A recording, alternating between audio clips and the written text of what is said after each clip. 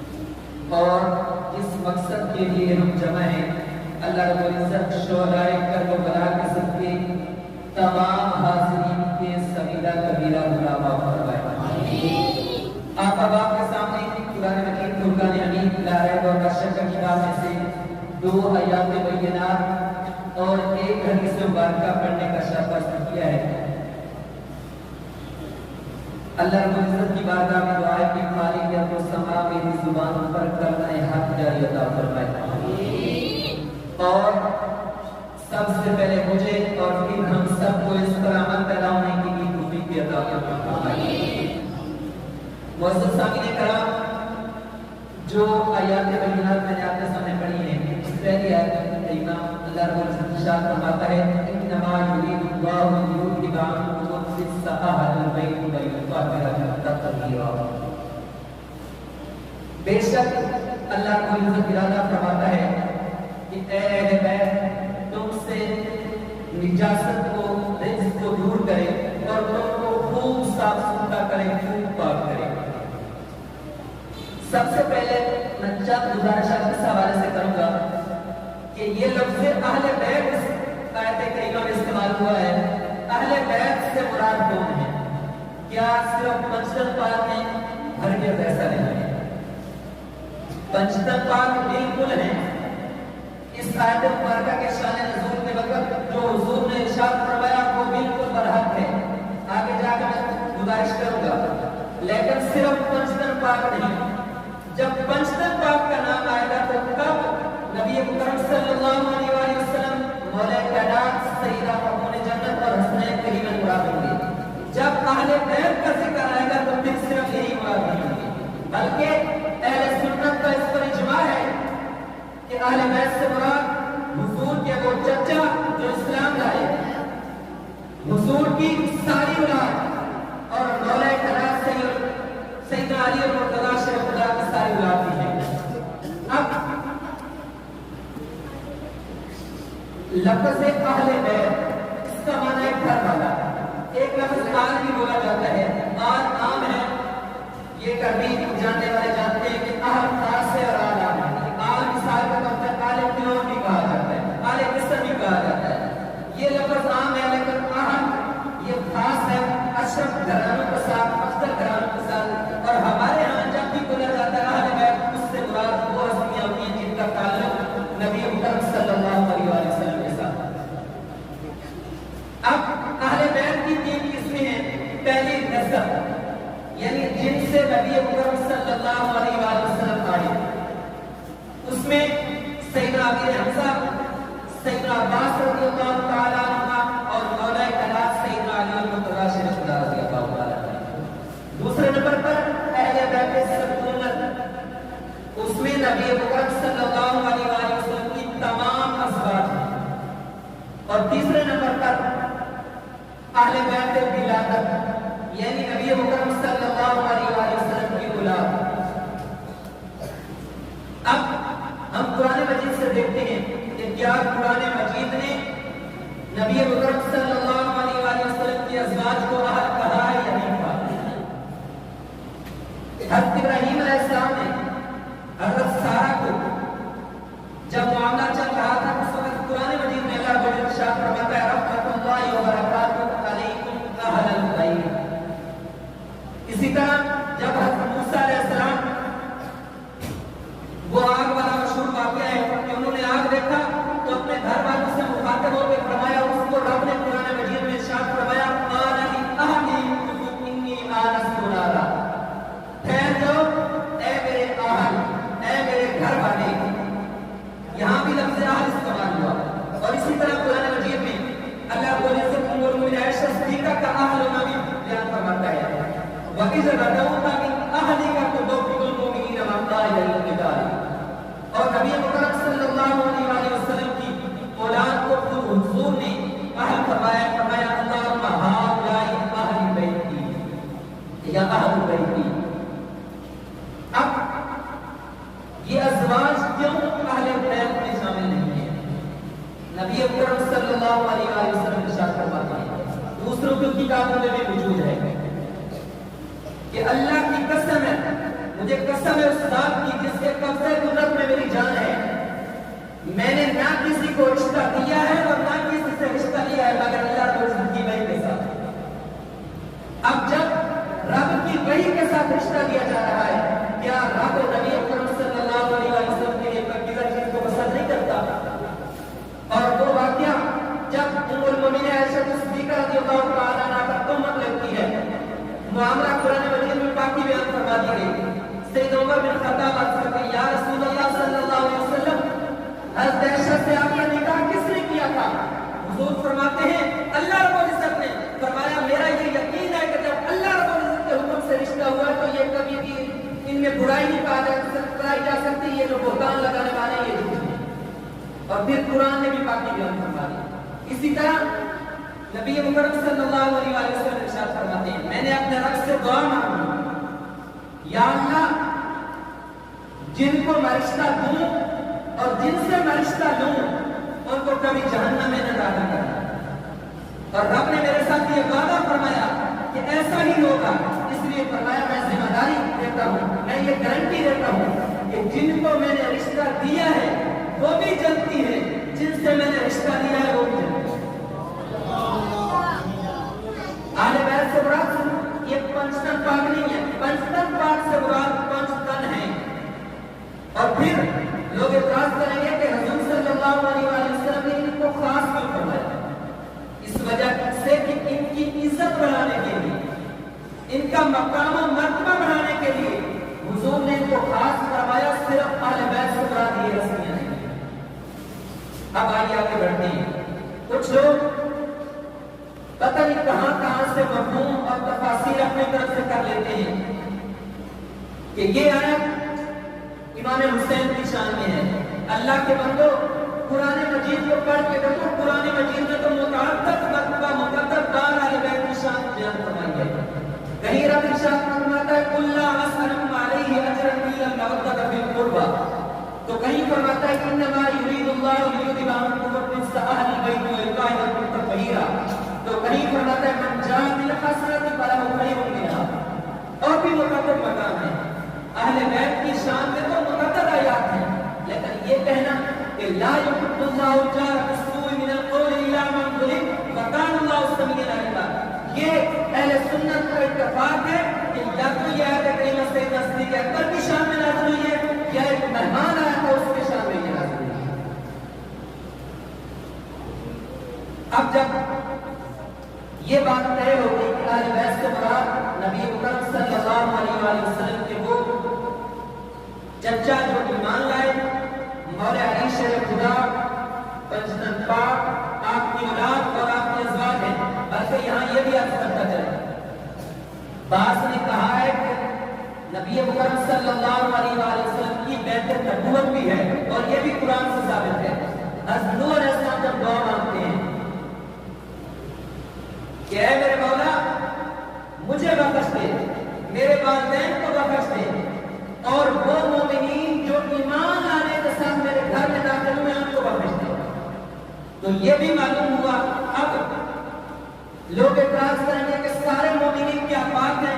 ہاں سارے مومنین پاک ہیں. ہم سب کا اور تمام مسلمانوں کا یہ عقیدہ ہے کہ جس نے کلمہ پڑھا ہے وہ جنت میں جائے. اب مقام و مرتبہ الگ ہے کہ کسی کو رب العزت بغیر حساب کے جنت عطا فرمائے گا, کسی کو رب نے جب پاک فرما دیا تو اس کا دل پاک ہے, زبان پاک ہے, جیسے ہم کو لگا رہے ہیں, لیکن ہمارا ظاہر پاک نہیں, وہ ہمارے کرتوت ہیں. نبی مکرم صلی اللہ علیہ وسلم کے فرمان کے مطابق آپ پر جب ہم ایمان لے اللہ رب العزت تبارک و شریک مان لیا, نبی مکرم صلی اللہ علیہ وسلم کو آخری نبی اور سچا رسول مان لیا, تو ہم بھی اہل بیت میں شامل ہیں قرآن کی روح سے.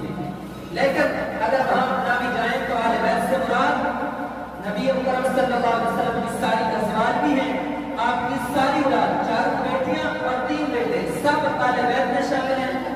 اب دیکھیے اللہ رب العزت ارشاد فرماتا ہے انما یرید اللہ لیذھب عنکم الرجس اہل البیت ویطہرکم تطہیرا. دوسری جگہ رب ارشاد فرماتا ہے کہ وَإِذَا أَرَادَ اللَّهُ شَيْئًا أَن يَقُولَ لَهُ كُن فَيَكُونُ.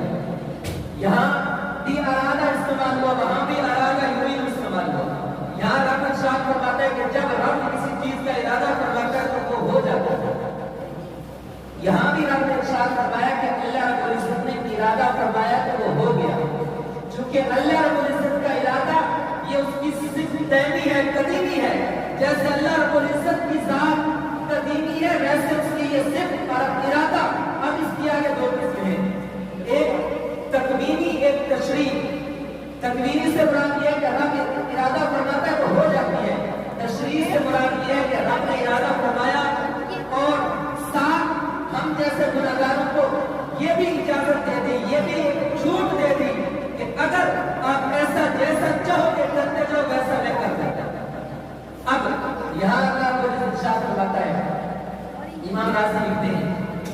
انما یرید اللہ لیذھب عنکم الرجس اہل البیت ویطہرکم تطہیرا. اللہ رب العزت فرماتا ہے کہ میں یہ ارادہ فرماتا ہوں کہ تم سے نجاست کو دور کرو. اب یہ ہو سکتا ہے کہ جب نجاست دور ہو جائے تو وہ جگہ پلید ہو.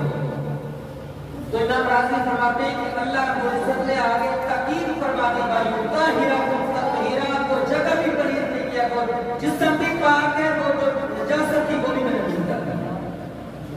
یہ اہل بیت کی شان ہے. اور دوسری جو آیت کریمہ میں نے آپ کے سامنے پڑھی اس میں اللہ رب العزت ارشاد فرماتا ہے من جاء بالحسنۃ فلہ خیر منہا.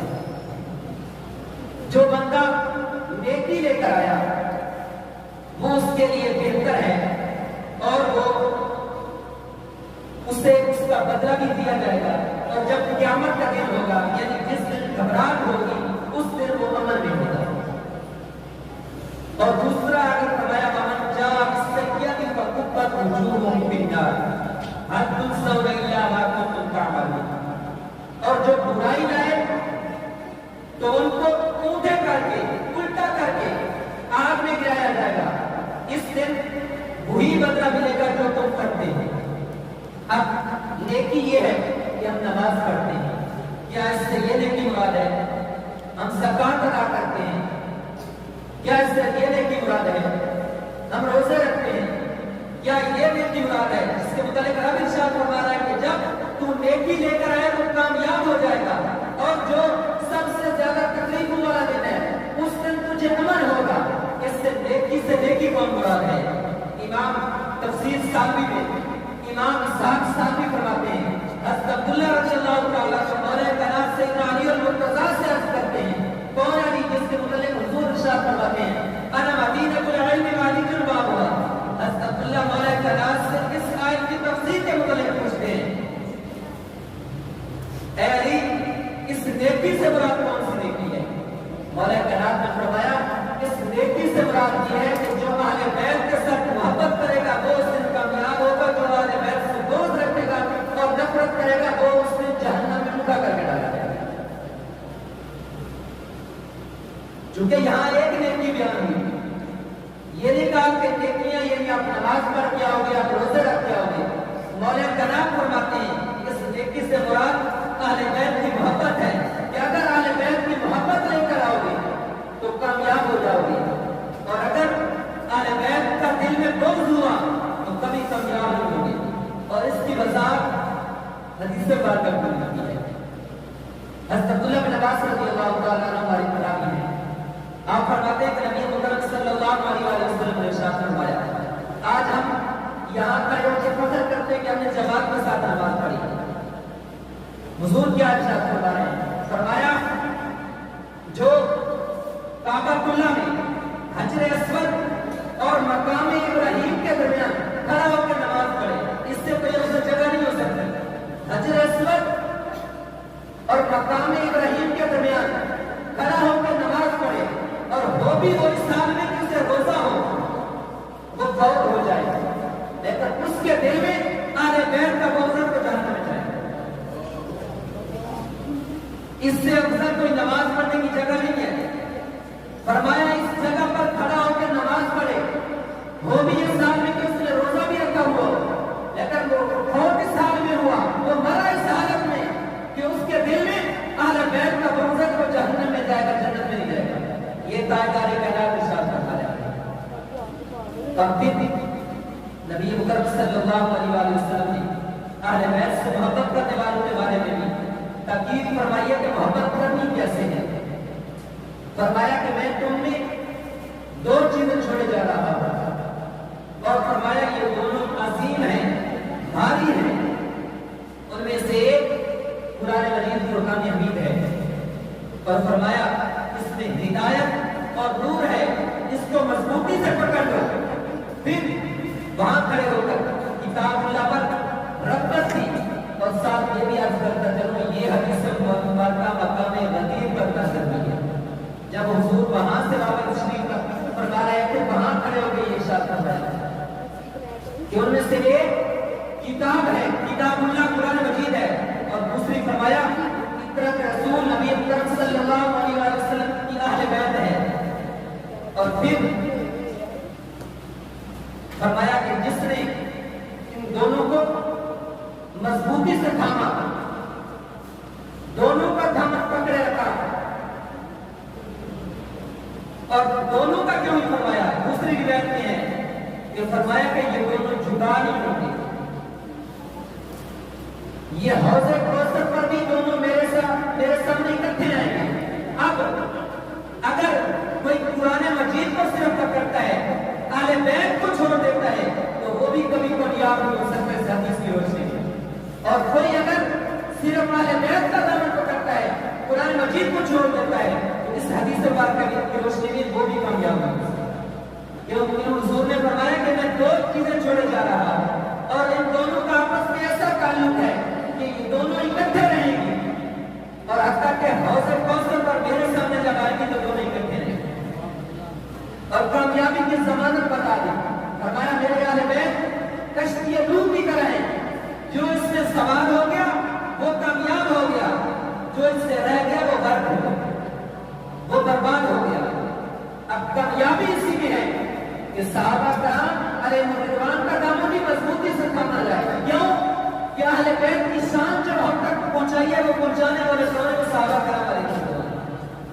میں نے آپ کے سامنے جتنی بھی حدیث سے باتیں پڑھی، یہ ہم تک کس نے پہنچائی ہے؟ سب روایت کرنے والے صحابہ کرام علیہ رضوان ہیں.